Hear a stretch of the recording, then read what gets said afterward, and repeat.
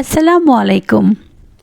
আশা করছি যে যেখান থেকেই আমার আজকের এই রেসিপিটি দেখছেন সবাই ভালো আছেন এবং সুস্থ আছেন।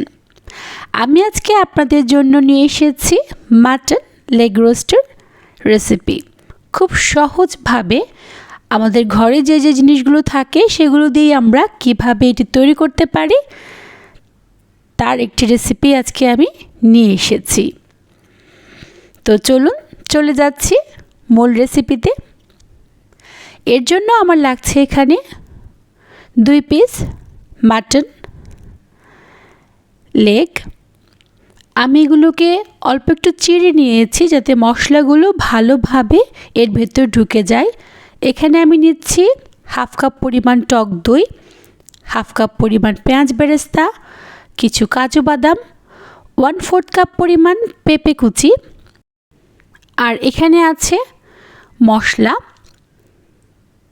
আদা বাটা, রসুন বাটা, মরিচ গুঁড়ো, জিরা গুঁড়ো, ধনিয়া গুঁড়ো, গরম মশলা গুঁড়ো, সব আধা চা চামচ পরিমাণ, আর আছে পরিমাণ মতো লবণ।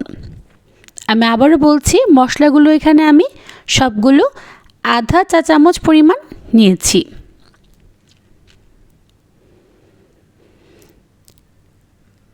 সব কিছু আমি এখানে মিশিয়ে নিয়েছি। এবার এটা আমি ব্লেন্ডারে ব্লেন্ড করে দিচ্ছি। ব্লেন্ড করার পর এটা দেখতে ঠিক এরকম হয়েছে। এবার মশলাটা আমি মাংসের সাথে ভালোভাবে মিশিয়ে নিচ্ছি।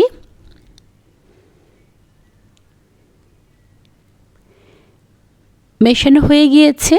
এটা আমি ঢেকে নর্মাল ফ্রিজে রেখে দিব 4 ঘন্টার জন্য। 4 ঘন্টা পর আমি ফ্রিজ থেকে এটা বের করে নিয়েছি। এবার আমি চুলায় একটা হাঁড়ি নিয়ে এর মধ্যে সয়াবিন তেল দিচ্ছি আর সেই সাথে দিচ্ছি ঘি। এখানে কিন্তু তেল বেশ ভালো পরিমাণে লাগে যেহেতু এটা একটা শাহী খাবার। চুলাটা আমি জ্বালিয়ে দিচ্ছি। এখানে আমি মাংস দিয়ে দিচ্ছি।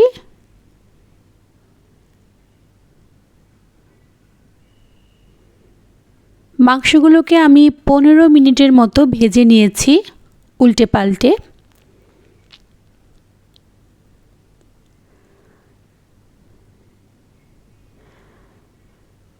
খুব সহজেই কিন্তু এই রেসিপিটা হয়ে যায় এবং খেতে খুবই সুস্বাদু হয়।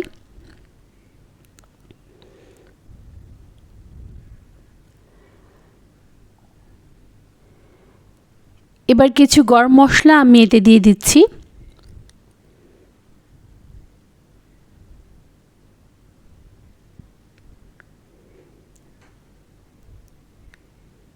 এই পর্যায়ে আমি দিচ্ছি 1 কাপ পরিমাণ গরম পানি।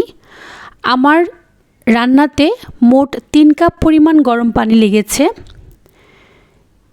আপনারা দেখবেন যে কতক্ষণ লাগছে আপনাদের মাংসটা সেদ্ধ হতে, সেই অনুযায়ী কতটুকু পানি লাগছে সেই অনুযায়ী পানি দিবেন। তবে একেবারে কিন্তু সব পানি দেয়া যাবে না। যেমন আমার 3 কাপ পরিমাণ পানি লেগেছে, আমি কিন্তু 1 কাপ করে মোট 3 বারে 3 কাপ পরিমাণ পানি দিয়েছি এতে।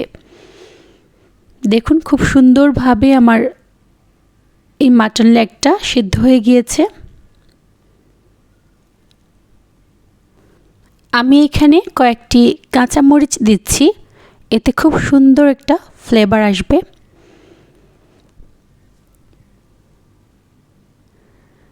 আর সেই সাথে দিচ্ছি এখানে অল্প একটু কেওড়া জল। এটা অবশ্যই দেওয়ার চেষ্টা করবেন।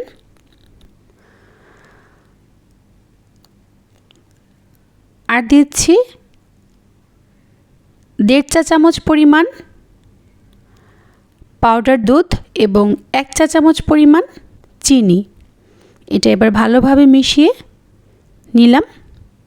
আর সেই সাথে তৈরি হয়ে গেল আমার আজকের রেসিপি।